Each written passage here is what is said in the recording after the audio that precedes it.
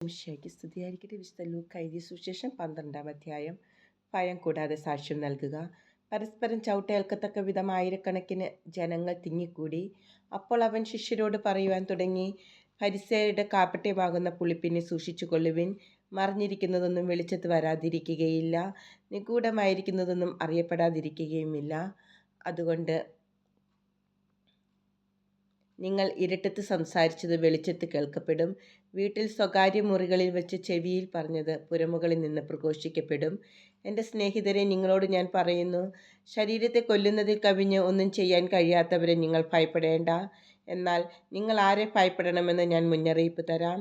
കൊന്നതിനു ശേഷം നിങ്ങളെ നരകത്തിലേക്ക് തള്ളിക്കളയാൻ അധികാരമുള്ളവനെ ഭയപ്പെടുവിൻ. അതെ, ഞാൻ പറയുന്നു, അവനെ ഭയപ്പെടുവിൻ. 5 കുരുവികൾ 2 നാണയത്തുട്ടിന് വിൽക്കപ്പെടുന്നില്ലേ? അവയിൽ ഒന്നുപോലും ദൈവസന്നിധിയിൽ വിസ്മരിക്കപ്പെടുന്നില്ല. നിങ്ങളുടെ തലമുടി ഇഴ പോലും എണ്ണപ്പെട്ടിരിക്കുന്നു. ഭയപ്പെടേണ്ട, നിങ്ങൾ അനേകം കുരുവികളെക്കാൾ വിലയുള്ളവരാണ്.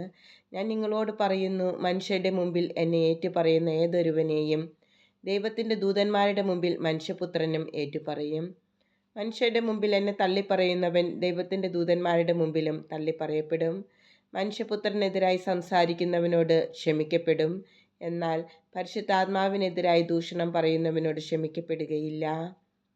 സിനഗോഗുകളിലും അധികാരികളുടെയും ഭരണാധിപന്മാരുടെയും മുമ്പിലും അവർ നിങ്ങളെ കൊണ്ടുപോകുമ്പോൾ എങ്ങനെ എന്ത് ഉത്തരം കൊടുക്കണമെന്നും എന്ത് പറയുമെന്നും നിങ്ങൾ ഉത്കണ്ഠാകുലരാകേണ്ട.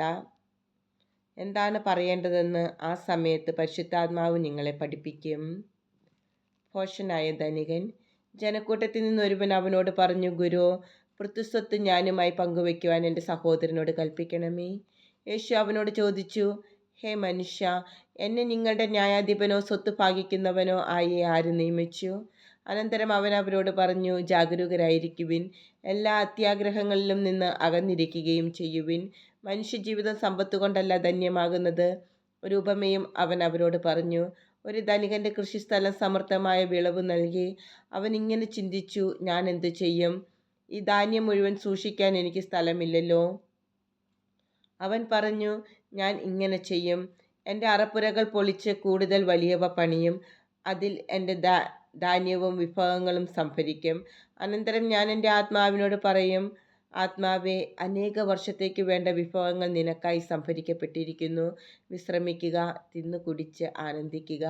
എന്നാൽ ദൈവം അവനോട് പറഞ്ഞു, ഭോഷ, ഈ രാത്രി നിന്റെ ആത്മാവിനെ നിന്നിൽ നിന്ന് ആവശ്യപ്പെടും. അപ്പോൾ നീ ഒരുക്കി വച്ചിരിക്കുന്നവ ആരുടേതാകും?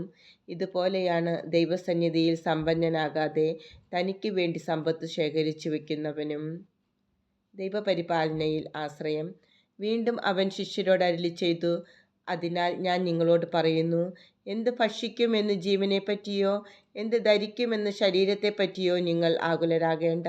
എന്തെന്നാൽ ജീവൻ ഭക്ഷണത്തിനും ശരീരം വസ്ത്രത്തിനും ഉപരിയാണ്.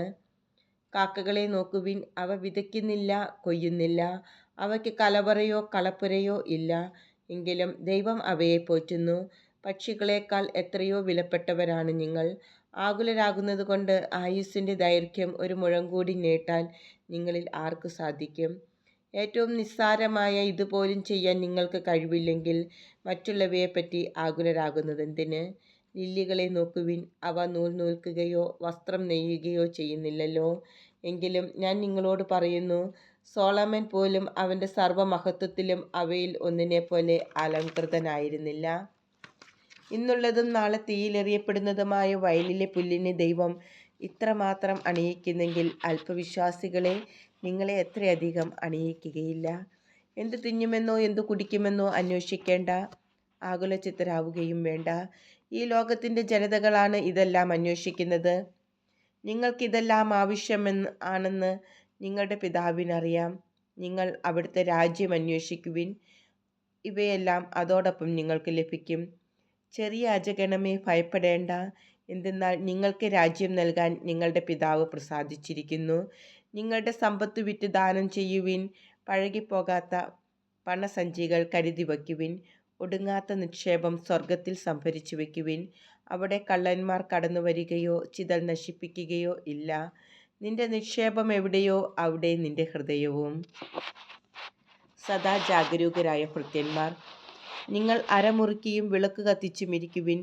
തങ്ങളുടെ യജമാനൻ കല്യാണ വിരുന്ന് കഴിഞ്ഞ് മടങ്ങി വന്ന് മുട്ടുന്ന ഉടനെ തുറന്നു കൊടുക്കാൻ അവൻ്റെ വരവും കാത്തിരിക്കുന്നവരെ പോലെ ആയിരിക്കുവിൻ. യജമാനൻ വരുമ്പോൾ ഉണർന്നിരിക്കുന്നവരായി കാണുന്ന ഭൃത്യന്മാർ ഭാഗ്യവാന്മാർ. സത്യമായി ഞാൻ നിങ്ങളോട് പറയുന്നു, അവൻ അരമുറുക്കി അവരെ ഭക്ഷണത്തിനിരുത്തുകയും അടുത്തു ചെന്ന് അവരെ പരിചരിക്കുകയും ചെയ്യും. അവൻ രാത്രിയുടെ 2-ാം യാമത്തിലോ 3-ാം യാമത്തിലോ വന്നാലും അവരെ ഒരുക്കമുള്ളവരായി കണ്ടാൽ ആ ഭൃത്യന്മാർ ഭാഗ്യവാന്മാർ.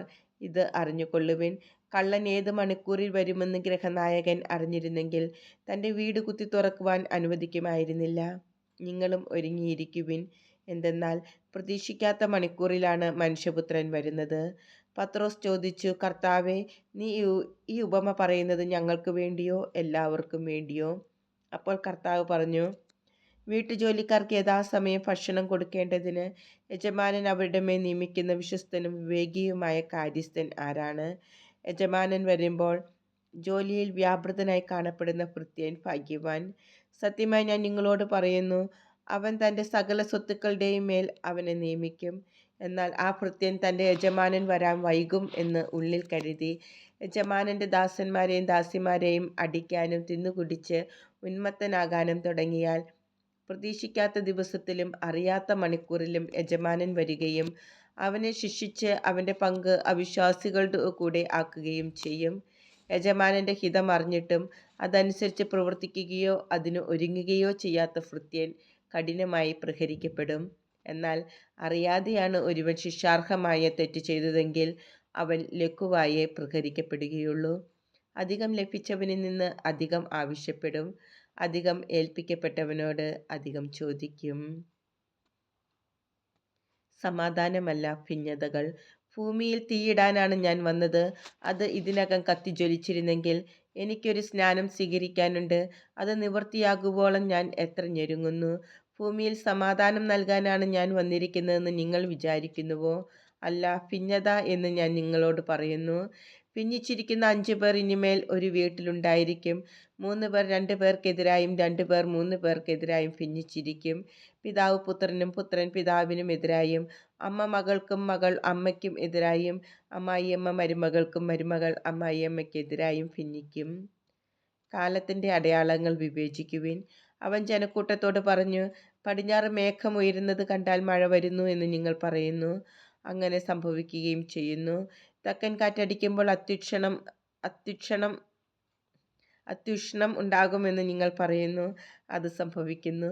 കപടി നാട്യക്കാരെ, ഭൂമിയുടെയും ആകാശത്തിൻ്റെയും ഭാവഭേദം വ്യാഖ്യാനിക്കുവാൻ നിങ്ങൾക്കറിയാം. എന്നാൽ ഈ കാലത്തെ വ്യാഖ്യാനിക്കാൻ നിങ്ങൾക്കറിയാത്തത് എന്തുകൊണ്ട് നിങ്ങൾ ശരിയായി വിധിക്കുന്നില്ല? നീ നിന്റെ ശത്രുവിനോട് കൂടി അധികാരിയുടെ അടുത്തേക്ക് പോകുമ്പോൾ വഴിയിൽ വച്ച് തന്നെ അവനുമായി രമ്യതപ്പെട്ടുകൊള്ളുക. അല്ലെങ്കിൽ അവൻ നിന്നെ ന്യായാധിപൻ്റെ അടുത്തേക്ക് കൊണ്ടുപോവുകയും ന്യായാധിപൻ നിന്നെ കാരാഗൃഹപാലകനെ ഏൽപ്പിക്കുകയും അവൻ നിന്നെ തടവിലാക്കുകയും ചെയ്യും. അവസാനത്തെ തുട്ടുവരെ കൊടുക്കാതെ നീ അവിടെ നിന്ന് പുറത്തു വരികയില്ല എന്ന് ഞാൻ നിങ്ങളോട് പറയുന്നു.